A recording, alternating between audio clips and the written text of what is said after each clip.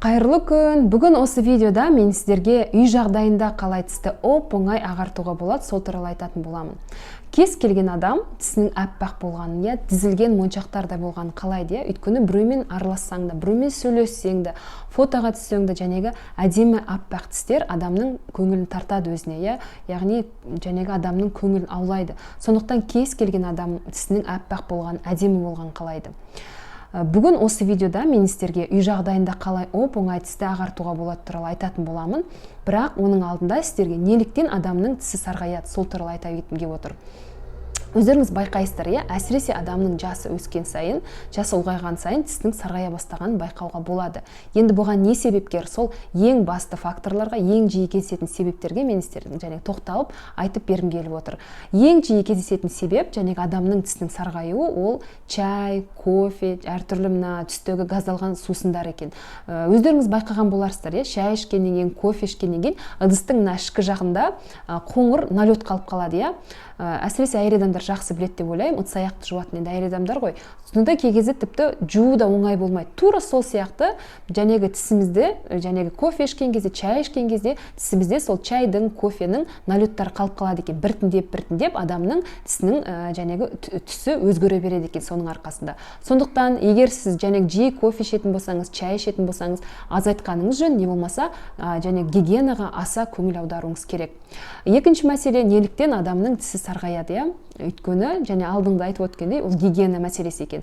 Негізі барлығымыз білеміз, адам жәнегі тісін сау болсын десең, жәнегі ауыздың гигиенасына өте аса мән бөлу керек екен. Таңертең, кешке жақын кем дегенде 2 уақыт тіс жуу керек екен. Тіпті білесіздер ме, мына дамыған Корей елінде жәнегі о жақта стоматологиялық жәнегі қызмет өте қымбат тұрады екен, сондықтан адамдар тісіне өте мұқият қарайды екен.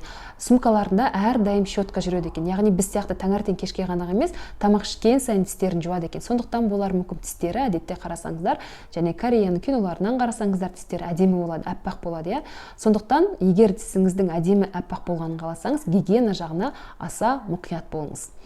Тағы бір тістің сарғаюына келетін нәрсе, ол темекі тарту, яғни шылым шегу дейді, кейбір жақтарда. Өздеріңіз байқаған боларсыздар, жандарыңызда бар ғой темекі тартатын адамдар, солардың тістеріне назар аударып көріңіздер. Шын мәнінде жасы ұлғайған сайын темекі тартатын адамның тістері барған сайын сарғайып, тіпті қоңырланып, қарайып кетеді.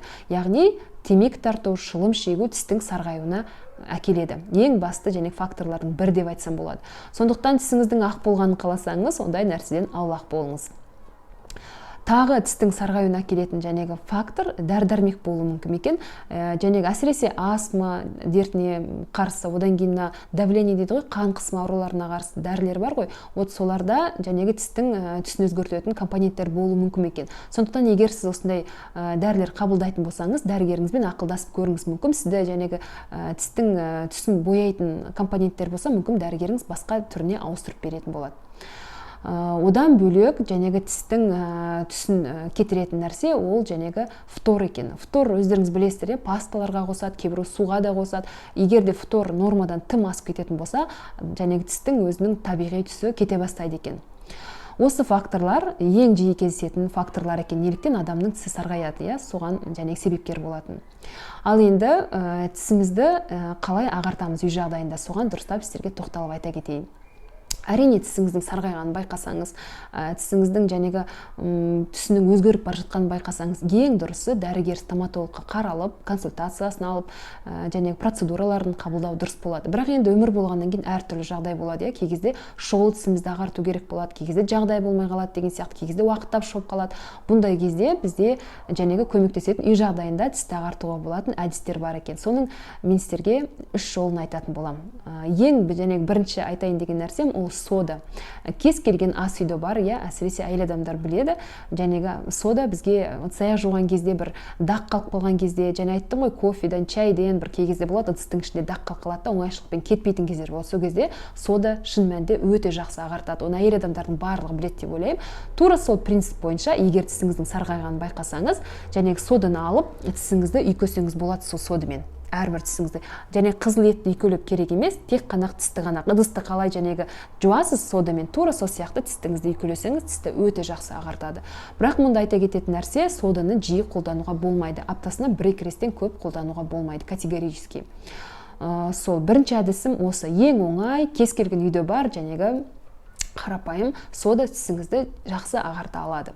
Екінші әдіс ол тұзбен, кәдімгі тұз, одан кейін кокос майы. Кокос майы жоқ болса, зәйтүн майы да бола береді. Екеуін араластырып, және тұзбен зәйтүн майын, және тісіңізге, қызыл егіңізге массаж жасасаңыз болады. Массаж жәнегі не только тіске пайдалы болады, сонымен қатар қызыл егке де өте пайдалы болады. Мұнда айтатын нәрсе қатты батырып жасауға болмайды, өйткені тістің сыртындағы эмалін зақымдамау үшін. В меру ғана басып, жәнегі тісіңізді, қызыл егіңізді массаж жасасаңыз, бірақ бұны күнделікті жасау керек, бір аптаның ішінде примерно және нәтижесін байқайсыз иншалла. Екінші жәнегі әдіс осы. Үшінші әдіс мисвақ дегенді естігендеріңіз бар ма? Мисвақ деген қазір мұсылман заттарын сататын жерлерде, кейбір дәріханаларда, кейбір аптекаларда сататын. Мисвақ дегеніміз мынандай ағаш веточка сияқты болады, және шетелден әкелінеді бізге. Кәдімгі ағаш бар ғой, веточка, тура сол сияқты мисвақ деп аталады. Сұрап көрсеңіздер болады. Егер де қолданып көрмеген кісілер болса, естімеген болса, және мұсылманский заттар сататын дүкендер болады ғой, солардан, дәріханалардан сұрап көрсеңіздер болады. Қазір негізі өте жиі сатылады, бағасы өте арзан. Оның бір үлкен плюсы бұл табиғи, натуральный, яғни бала болсын, үлкен кісі болсын қолдана береді, және де содымен, тұзбен тісті ағартқан сияқты, және шектеулер жоқ. Күніне неше уақыт болсын, уақытыңыз болса қолдана берсеңіз болады. Жәнегі веточканы аласыз да, кіте шайнап, щетка сияқты қыласыз, яғни кисточка бар ғой, сурет салатын. Тура сол сияқты болады, сонымен тісіңізді ысқылай берсеңіз болады. Күніне неше уақыт ысқыласаңыз да болады. Тамақтан кейін де, дейін де. Мисвақтың тағы плюсы, ол тісті ағартып қана қоймайды, сонымен қызыл етке де пайдалы, ауыз қуысының гигиенасына да пайдалы, жағымды иіс шығарады. Сондықтан одни плюстары өте көп мисвақтың. Және айтып отырдым, айтып өтейін тағы да плюстарын. Жас талғамайды, яғни кішкентай бала болсын, үлкен кісі болсын қолдана берсе болады. Жәнегі бір-екі рет деген не жоқ. Уақытыңыз бар ма? Жәнегі мисвақпен тісіңізді тазалай берсеңіз болады. Одан кейінгі плюсы жәнегі тісті ғана ағартып қоймайды, сонымен қатар және қызыл етке де, ауыздың гигиенасына жалпы өте пайдалы. Төртінші плюсы ол жағымды иіс шығарады жәнегі ауыздан. Сол ең жақсы жәнегі тісті үй жағдайында ағартатын осы үш әдісті сіздерге ұсына аламын. Әрине тістің аппақ болуы өте маңызды, бірақ сонымен қатар тістің сау болуы да өте маңызды. Сондықтан тістеріңіздің әдемі, аппақ, сау болған қаласаңыз, ерте бастан күтуді қолға алыңыздар. Яғни стоматологқа барып көрсетіп, гигиенасына назар аударып, тісті күтіп, зиянды тамақтардан барынша бас тартып, дұрыс тамақтанып деген сияқты. Чем раньше, тем лучше. Яғни ерте бастан күткеніңіз тісіңізді өзіңіз үшін дұрысырақ болады. Егер осы видео сіз үшін пайдалы болған болса, ұнаған болса, сізге маған лайк басып жазылыңыз. Және ең жақын адамдарыңызбен бөлісуді ұмытпаңыздар. Осы видеоның астында комментарийге өзіңіздің жәнегі тіс күтіміңіз туралы жазсаңыздар болады. Яғни сіздің өзіңіздің үй жағдайында жәнегі ағартуға көмектесетін әдісіңіз болса, астына жаза кетіңіз мүмкін. Менің жәнегі видео көрермендерім, оқырмандарым оқып, оларға пайдасы тиіп қалар. Және де болашақта жәнегі осы YouTube каналымда көтерсе екен деген тақырыптарыңыз болса, астына жаза кетіңіз. Мүмкін болашақта түсіретін видеороликтеріміз жәнегі сіздің ұсынған тақырыбыңызға байланысты болуы әбден мүмкін.